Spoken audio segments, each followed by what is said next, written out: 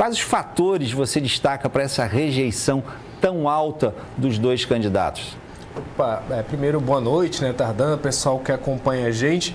Pois é, né, eu acho que no caso de São Paulo, ali o Franciel que falou um pouco antes de mim, agora ele já resumiu bem, eu acho que talvez os principais pontos, né?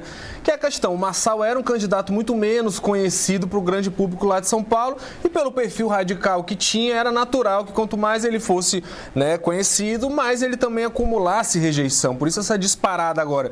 E segundo, eu acho que não dá para deixar, né, de avaliar que essa questão, o Marçal já vinha num processo de meio que estagnar o crescimento dele antes disso, né, e de aumento de rejeição, mas eu acho que essa questão da cadeirada certamente foi muito ruim para ele, principalmente porque, né, como o Franciel até comentou, opera justamente no lugar, né, no ambiente em que o Marçal prospera, né, ou prosperava, que era essa questão dos memes, das redes sociais, dos cortes, né, e tudo mais, né, porque é aquela coisa, eu acho que para um eleitor médio, para o defensor do Marçal, muitas vezes, é aquela questão de acusação de crimes, né, provas com relação a condenações dele com crimes, as próprias falas, às vezes, criminosas do Marçal, ofendendo, né, cometendo ali questões, admitindo que enganava pessoas em alguns momentos e tudo mais, nada disso afugentava ou constrangia esse pessoal que estava declarando apoio e fazendo campanha para o Marçal. Agora, aquela imagem dele ali deitado, fazendo um teatro, como se estivesse lutando pela própria vida após ali levar uma cadeirada de um senhor idoso e tudo mais, claramente isso não vai pegar bem, até porque é o discurso que ele pega, aquela questão da virilidade, né? O Marçal foi conhecido e cresceu muito com aqueles vídeos que ele dizia que ele já brigou com o tubarão, que ele é o cara, que ele faz e acontece, e muitos dos eleitores dele gostam dele muito por conta dessa personagem que ele cria. E aquela imagem ali bate muito de frente com tudo que o Marçal ia fazendo, principalmente porque ele provoca, né? Ele fala lá, vem aqui, se você é homem e tudo mais. Eu acho que muitos eleitores do Marçal apoiaram até essa provocação, porque gostariam que ali fosse o momento que ele mostrasse uma virilidade, ou seja lá o quê, vai saber o que esse tipo de gente espera, mas ali ele fez tudo o contrário, né? Acho que ele saiu muito mal, as imagens pegam muito mal para ele e o que ele faz depois, pois é, sem agilidade nenhuma e tudo mais.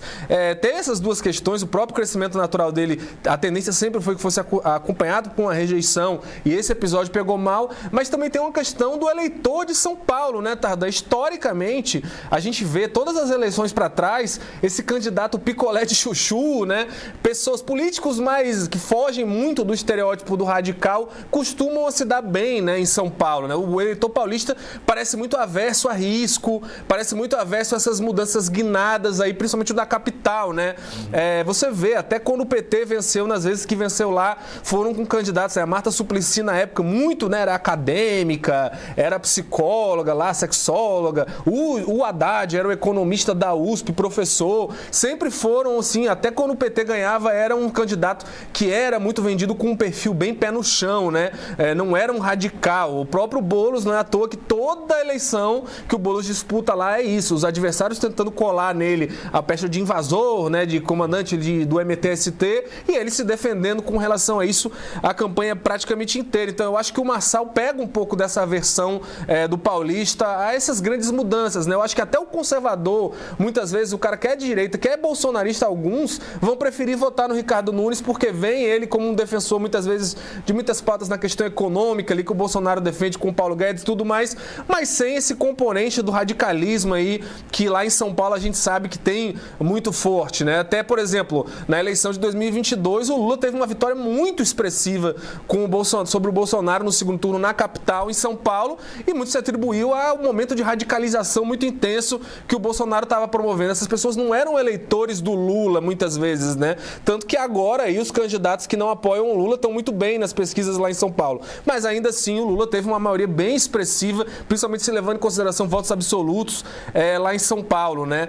Então tem todos esses componentes aí de aversão e tudo mais. No Rio de Janeiro junta a mesma coisa, né? Um candidato menos conhecido crescendo e também crescendo a rejeição. O fato de que o Eduardo Paes está muito à frente nas pesquisas, né? Nessa última rodada da Datafolha, o Ramage até encurtou um pouco, né? Porque os filhos do Bolsonaro... 50 pontos atrás agora.